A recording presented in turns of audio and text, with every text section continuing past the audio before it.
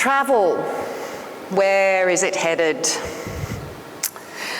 The pandemic has had a detrimental impact on the aviation industry, but it's also offered an opportunity for airlines to rethink their strategies and restart operations in a way that shapes a more resilient future. That word again, resilience. Things are slowly turning the corner in the UAE amid rising optimism about a rebound in travel in the run-up to Expo 2020. So what are the signs of recovery? And what does travel look like going forward? And how can airlines like flydubai contribute to the sustainability journey? I'm here with none other than Ghaith Al Ghaith, CEO of flydubai. Hello, thank you very much. I appreciate this opportunity. So, the pandemic has had a severe impact on our airline industry. Saw aircraft around the world grounded. How did flydubai respond? Alhamdulillah, here in the United Arab Emirates, what really helped us and what is now the detriment of the rest of the industry is the government took decision ahead of time to help the recovery. So to start with, from our business, because Dubai is as such is a hub for good services and people, we try to focus our attention on trying to carry as much cargo as we could, and then that was, of course, helped us in the beginning. And in the beginning also, we try to carry as much repatriation business as possible. Again, not only to think about the United Arab Emirates or Dubai, but we carried people from all over the world. We were very quick to react and enact a plan that will allow us to do all of that.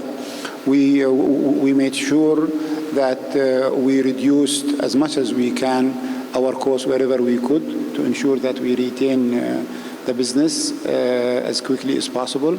And this is what everybody else has done.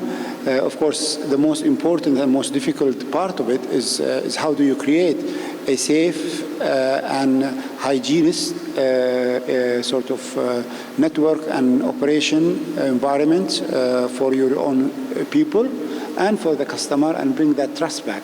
And that, again, that was also something we very proud to say that we did with the government also, because you know, in the United Arab Emirates, the reaction of the government here has been incredible, how they have taken the lead in trying to create that comfort of safety and open the health system for all the people.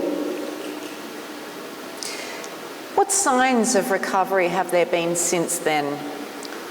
Well, for us in flydubai, I mean, our biggest challenge, just to understand, is that how other countries are closing, or what is the rule of when they will open up. It's very unclear. Again, very proud of what we have done in the United Arab Emirates, where and Dubai especially, we open our market as quickly as possible. And the good thing about airline, I mean, there is something good about airlines, investment, is that your investment is not in one place. So we try to adjust our schedule to ensure that we put as many flights as possible where there is actually demand and people wanted to come to Dubai.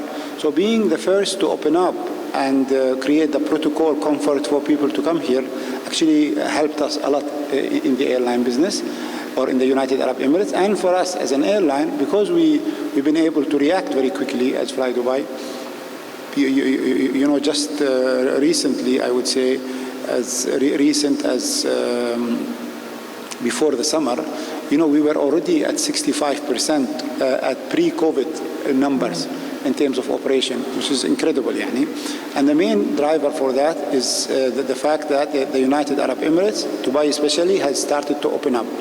And the other thing that's very unique, and again, it's one of the problems for the whole of the world, but we are here in the United Arab Emirates, we are involved in the decision making when it comes to the rules that are set up to react to the current pandemic. So, for example, in the government here, if they wanted to come out with a new protocol or corridor, they will consult with the airline and the airport in order for us to come with something that will be practical and achievable for us and for the consumer. It was just this week that we reflected upon 1 year of having our borders reopened. I mean, that's just incredible considering we are still in the pandemic, but the UAE has already been reopened, Dubai has already been reopened for 1 year. No, alhamdulillah, again, we are so fortunate. And then, talking to our colleagues in the airline industry around the world, they really feel we are extremely fortunate that in the United Arab Emirates and Dubai especially, we opened up because you recognize that you deployed as quickly as possible to make everybody feel as safe and protected as possible. But in the end of the day, we have to get on with our livelihood. We have not built this economy for us to watch it just collect, and say in Arabic, I don't know if this is proper English, collect dust. You have to make it work. Yeah. And alhamdulillah, this was a directive, a lead by the government, which we all followed and benefited from. Where does flydubai see opportunities to contribute to the sustainability journey? Well, again, we are in flydubai, we are always at the lookout of making sure that we apply the most economically or the most efficient system possible when it comes to our aircraft are all on new aircraft, young fleet. We develop our fleet to ensure that we save as much energy as possible. For example, the MAX as an aircraft is supposed to be 15% less fuel consuming. It's good for our business, but it's also good for the environment. The winglets in the aircrafts that we have in the edge of the wings, that's supposed to give you that much more saving. And our we are always in the lookout to whatever technology that there is in order for us to be able to deploy this for our business and for the environment, because we believe if we cannot keep this beautiful earth as healthy and as strong as possible, we cannot maintain our business here. As a leader of a business that makes a key contribution to the UAE's economic growth, what would you like to share with the audience as a key learning from the pandemic that will help the leaders of tomorrow? Dan, we need a longer session. Please. No, because honestly, as an individual in the sea of humanity that we live in, I really feel extremely disappointed that not always the best of humanity has been discovered during this pandemic. Because unfortunately, the world as a whole, we are not, and I say even the airline industry, we're not ready to deal with this current pandemic. And even in trying to find the best way forward, lots of, I would say, countries or people always looked at themselves. I mean, if you just take the fact that children can be vaccinated as young as 12 years old, and then there are people in the rest of the world who are so vulnerable and they are not getting vaccination. Why not try to share that, and we as a human should live up to what should be right and be able to share that medicine or vaccination. You look at when you drop even lower, you see now every country, in our business, we want all the country to open up so there is one protocol to travel.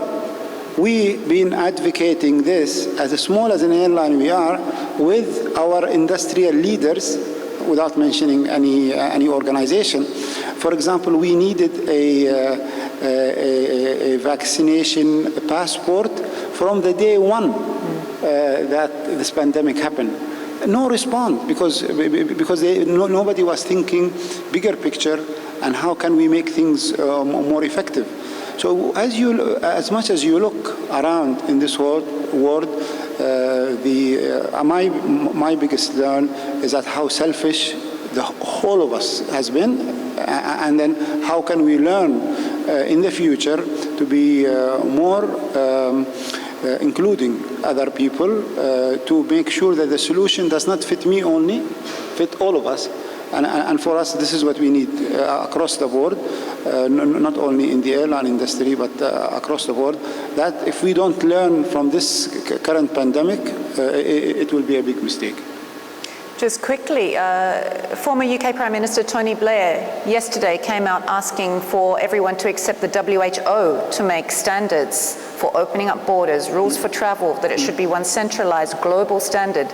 He's asking his compatriot Boris Johnson not to make rules for Britain, for British travellers. Okay, do you agree with the WHO being? I will tell you, for the record, since we are talking, we've asked from day one, IATA, to take the lead and coordinate with WHO, and in our case for ICAO, whatever the airline for the civil aviation, to try to come and to put together a protocol that will allow people to travel like a passport.